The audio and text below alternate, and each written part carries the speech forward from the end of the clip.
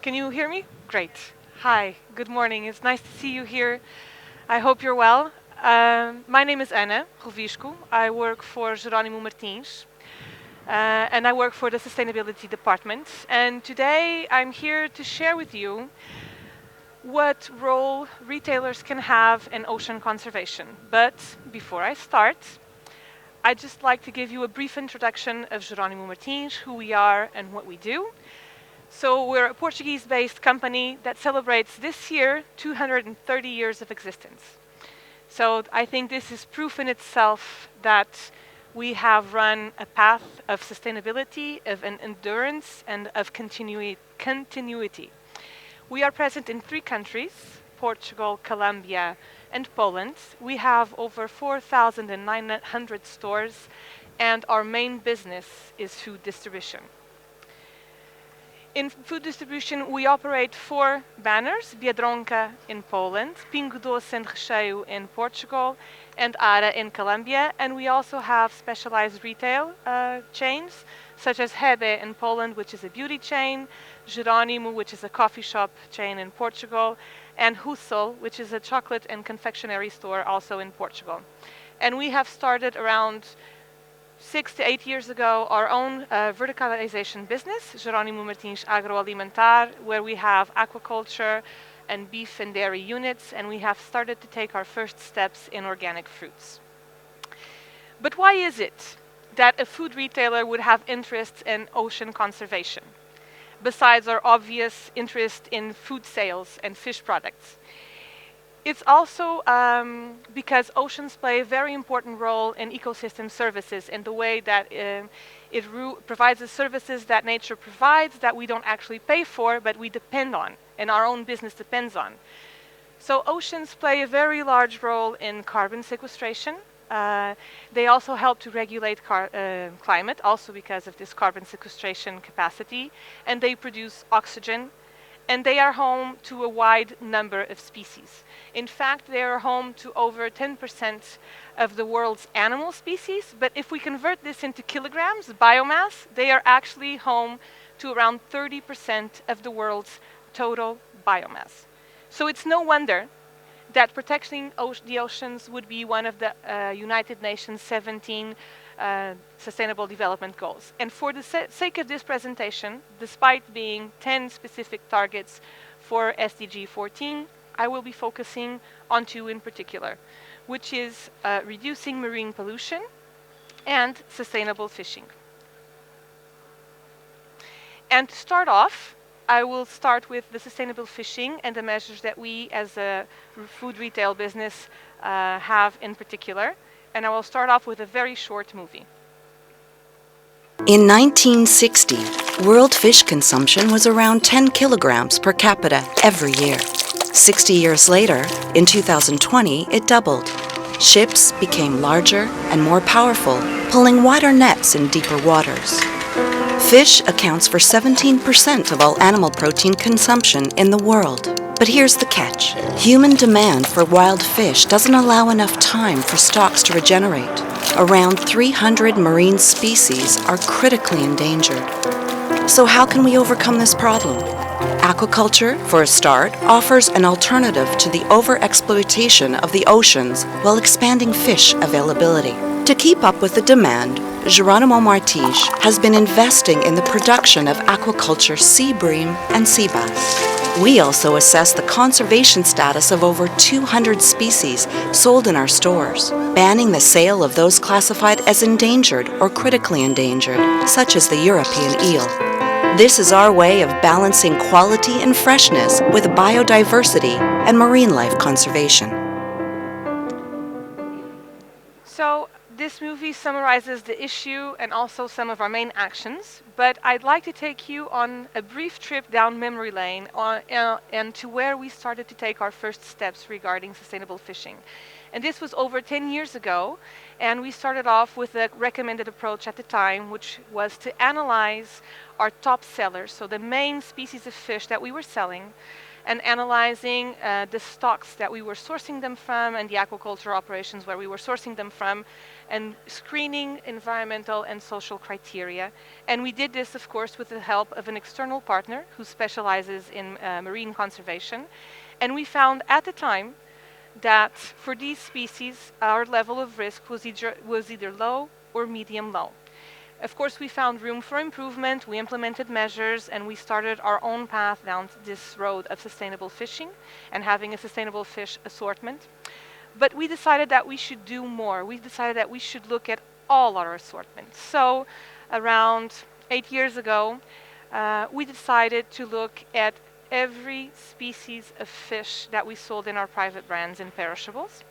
And in our very own first exercise in 2016, we found that we sold over 88 million kilograms of fish, that they were composed of over 200 different species, which is actually a good sign in the sense that by having a more wide variety of species in our assortment, we're actually decreasing pressure on the most popular fish species that the world is consuming. And in terms of biomass, so kilograms sold, we found that our proportion of wild towards aquaculture fish was a bit different from the statistics that we see from the FAO, where around 50% of food is sourced from aquaculture. In our case, our consumers still prefer wild stocks, wild fish coming from wild stocks. So what did we do with this information? Then, after really knowing every species of fish we had, we decided to see what was their level of conservation, if there was any risk in their conservation status. And we went to the IUCN, so the International Union's Conservation for Nature Red List of Threatened Species, and we screened every species against this list, and we found that 23 species had some level of risk. So the IUCN divides the scale in 3 different risk categories, vulnerable being the lowest, endangered being the medium-high risk, and the critically endangered being the higher risk that you can have, and the level after that is extinct in the wild. So it's not really something that we'd like to see is a fish in aquarium, especially if we like to eat them also in our own very own diets.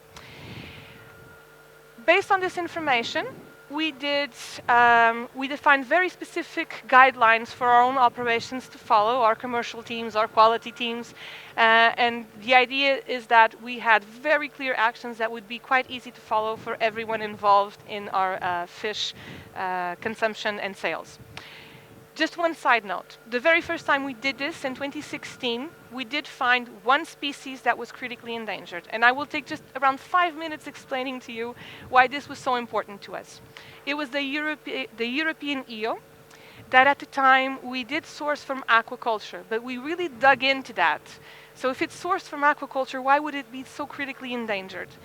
And we found that the European eel, as any eel in reality, it's not 100% aquaculture life cycle.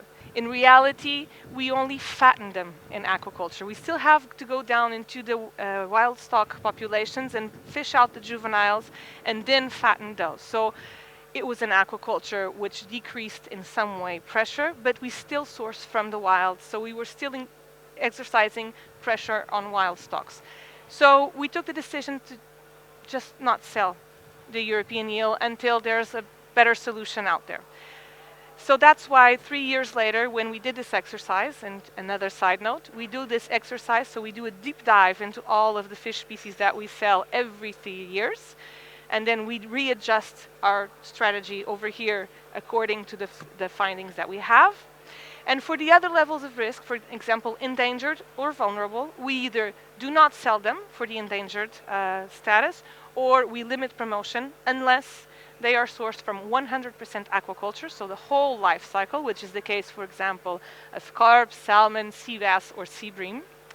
Or if they are sourced from the wild, we make sure that they are either sustainably certified or that they come from sustainably managed fish stocks. And what does this mean? It means that every year we go and see the scientific papers that the regional fishery management bodies, such as ICES, publish, and we see how those stocks that we are sourcing from are performing. And then if we need to readjust, we provide information to our commercial teams and our quality teams. We've also found that throughout time, we have been able to have 100% strategy compliance with our own guidelines. And this is not just us saying, Jerónimo Martins, we actually have a third-party auditor that comes into our installations and sees and checks that everything is top-notch and if there is room for improvement. And we have been increasing the assortment of our private brand products that have sustainability certifications such as MSC.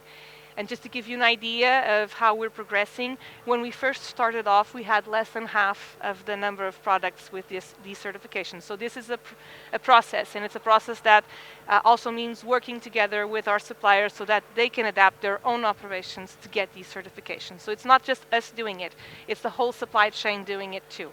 So it requires collaboration. There is one other aspect regarding sustainable fishing, and that is the role of aquaculture. And aquaculture, if done right, it can really be a solution for the future and for providing the world with animal protein and, also contributing to other SDGs such as fighting hunger. Like I said, FAO statistics state that aquaculture are around 46-50% of the total world's fish consumption. And they have the opportunity to continue to feed the world, as said, but if done correctly, we can actually produce fish that require less fish intake. So in aquaculture, we can actually optimize their feeding in a way that they don't need so much wild fish to grow. We can also make sure that they have access to the right feed, functional feed. So we provide them vitamins and vaccination, which can reduce antibiotic use. And it's also very important that we as operators in aquaculture also collaborate with local authorities, public research centers, and make sure that we monitor our operations on a regular basis so we can actually make sure that we are not having detrimental effects on the local surroundings. And this here that you see is a study that we did with Portuguese universities and where they found that in reality, because of the sites that we chose and the way that we fed our fish, there were no detrimental impacts found. So, up to here, I talked to you about the way we're taking fish out of the ocean. But I'd also like to talk a bit to you about what we as humankind are also wrongly placing into the ocean, and which is waste. And waste of any kind, but plastic in particular. And because it's becoming such a widely known subject, and because of the absurd amount of plastic that is leaking into the ocean every year, and that we as society have a role to do better. Because we do know more and more the detrimental effects they have on marine biodiversity and in our own food web.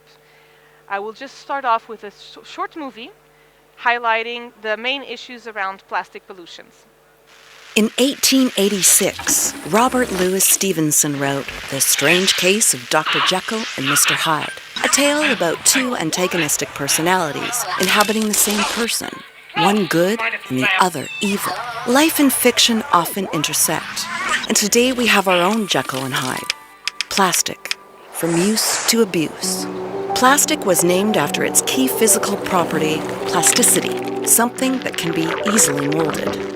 It was in the second half of the 19th century that we were able to artificially produce what we now call plastic.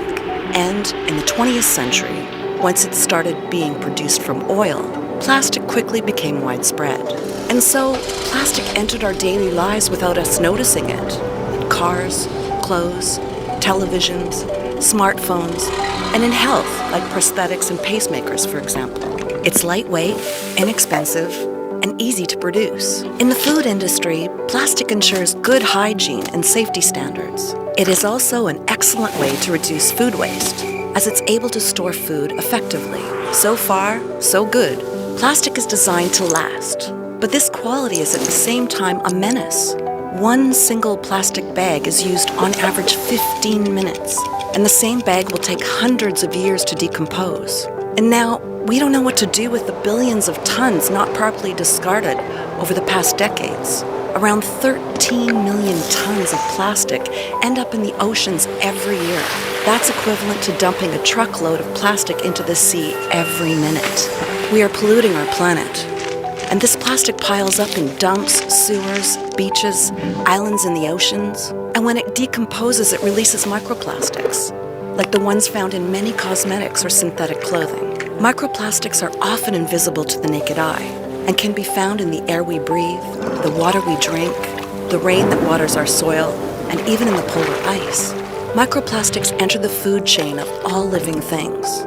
For example, fish eat these microplastics that eventually end up on our plates. The consequences are still unpredictable. We must change our attitude urgently. Plastic pollution, what now? So I know it's a bit of a provocative subject in the sense that we have this duality where plastic poses this huge risk when we don't manage it correctly in terms of its final stage, life cycle stage. But it also has huge potential to improve our day-to-day lives. At Jerónimo Martins, the first thing we did was that we started to map our single-use plastic usage to see exactly where it was and what we could do afterwards. So as you can see, most of it is actually in our private brand packaging. In packaging, it has this capacity, it can have real benefits. It stores food, which means that food can last longer and it can contribute to reduce food waste. Because it's packed, it's easier to transport, which optimizes logistics, which also means that we can transport more goods in a van, which also reduces trips and energy consumption, and it stabilizes things, so we can put things on top of each other and then again optimize logistics. But there are things that we can do when we think about packaging, which is how we make it, how we use it, and how we dispose of it. And that's why we decided to commit and set very clear goals on how we are dealing with plastic pollution. And we have joined a number of international forums, such as Ellen MacArthur's New Plastic Economy, and we are founding members of the Portuguese and the Polish pacts so that we can promote a faster and more collaborative solution to the plastic pollution problem. And we have defined very clear goals, such as making sure that our private brand packaging is either 100% reusable or 100% recyclable. We are looking into every plastic component and seeing exactly what type of plastic is there. Is it easy to recycle? Will recyclers find interest in using this material and put it into other plastic packaging? And we are also looking into including more and more recycled plastic content into our plastic packaging, because then we create a demand for recycled plastic and plastic gains value. And if it gains value, it's not waste anymore. So it makes perfect business sense that we work cooperatively towards these goals. And there are other things that we did, of course, which is microplastics. So no longer have we added microplastics into our private brands in cosmetics or detergent products in our banners in Portugal and Poland, and we are also working towards reducing our own consumption, and as you've seen here, we have been making steady progress on that. Of course, we need to do more. We will be doing more, but this is just an idea of the sense of direction that we are taking. And I have also put here some very specific examples of products and solutions that we're integrating into the market to give substance to the goals that we've set. And for example, the very first example is the Eco water bottle, which you can also find here, and you have the water refill stations. And we were the first Portuguese and Colombian banners to introduce these solutions into our market. And they really, because they are reusable, they allow us to reduce the amount of plastic that we use. We also switched the plastic sticks in our cotton swabs to paper in Portugal and Poland private brand products. We are steadily looking into opportunities to recover marine plastic and incorporate them into our private brand products. So right here, what you see here is, the pointers, there we go. Right here, these are detergent bottles. They are from 100% recycled plastic, but 11% comes from marine aquatic systems. So we collaborated with fishermen who use nets to recover this plastic and then incorporate them into the plastic bottles. And we also look into incorporate plastic, recycled plastic into our private brand products, such as rubbish bags and cleaning products. So there is one other variable to this ocean conservation equation that I would like to put my finger on, and that those of us that have been attending the conference events for the past week have heard, there is no ocean conservation unless there is climate conservation. And so a lot of what's happening in the ocean also starts off inland, and the way we use fossil fuels and the way that we use energy, and the whole way our economy is based is also affecting the ocean. So it's not only what we take out, what we put in, but also what we do here today and tomorrow and what we did yesterday. So the greenhouse gas emissions that we have been including and emitting into the atmosphere, we know they are having detrimental effects in the ocean. They are contributing to the warming of the oceans. Around 90% of the extra heat we've generated has been absorbed by the ocean. So unless we are really into tourism and we all like warmer waters, we have to take into account that there are a number of animal species and flora species that don't adapt as fast, and they really need the water to be more, the temperature to be more stable. It also leads to ice melting on land and on water, which can reduce salinity and increase the sea levels, so which also will have impacts on coastal communities. And of course, by absorbing the greenhouse gas emissions that we are placing in the atmosphere, and the ocean has absorbed around 25% of the extra we've put into the atmosphere, we are also working to increase acidification levels, which has detrimental effects, again, on corals and on shellfish species who are more vulnerable to the increase in acidity of the ocean. So this means that we also have a role in terms of fighting climate change. And here too we have defined very clear goals for the very short term.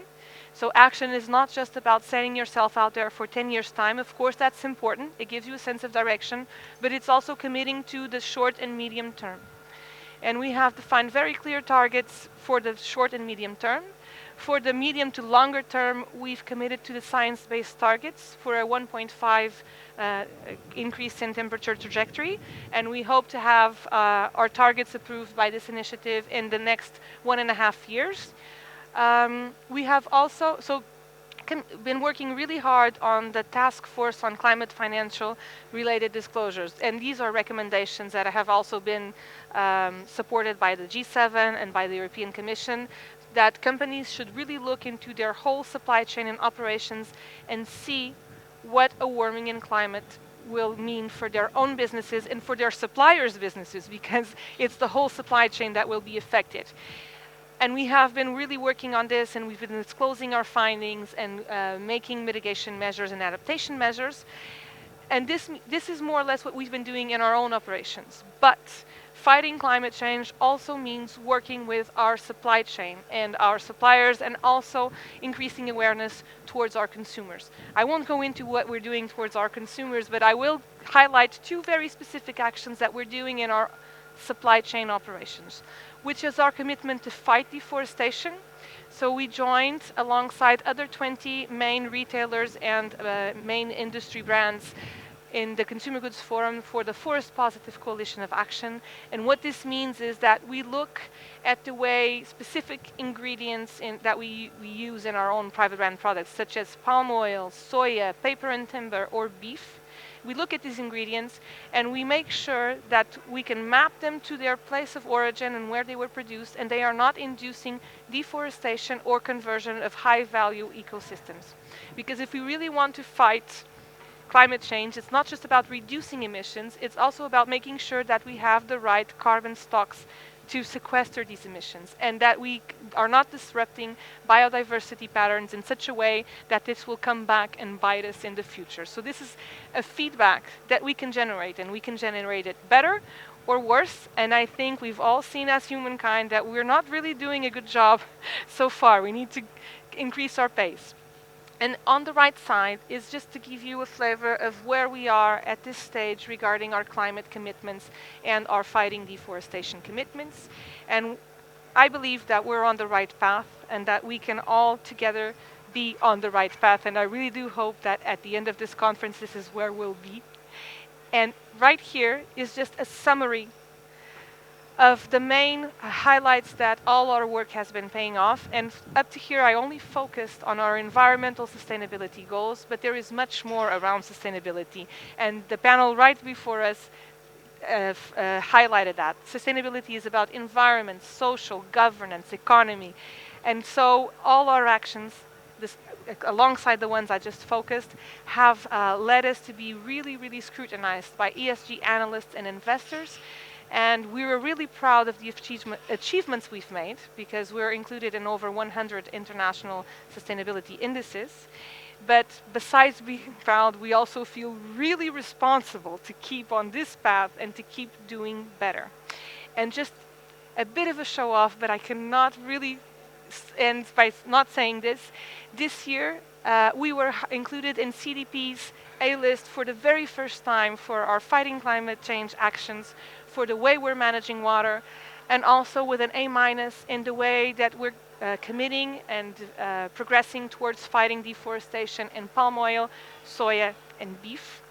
So that makes us really proud. Also scared, because this is a continuous work and we need to keep working. And just before I leave you, I would just like to leave some final considerations. First, that there is no denying it. This is a very, very challenging time, and sometimes it feels very daunting. And I think that we can all collectively do better. And proof of this is that I am speaking here today, but I took 30 minutes to highlight the work that we've been doing for years in 3 countries with very, very different teams. It's not just the usual suspects from environment or sustainability. I have the pleasure to work with a number of colleagues from quality departments, from commercial operations, and from marketing. And all together, all of us have a role to play to keep doing better. And so I hope you really enjoyed our presentation. I hope you challenge us to do better as consumers, as members of society. And I hope that in the future we can find ourselves talking about our successes and not our downfalls. Thank you.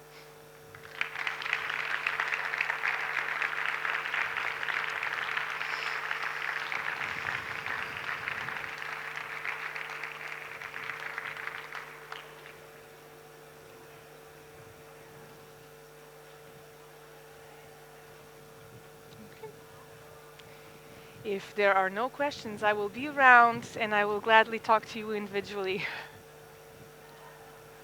Thank you.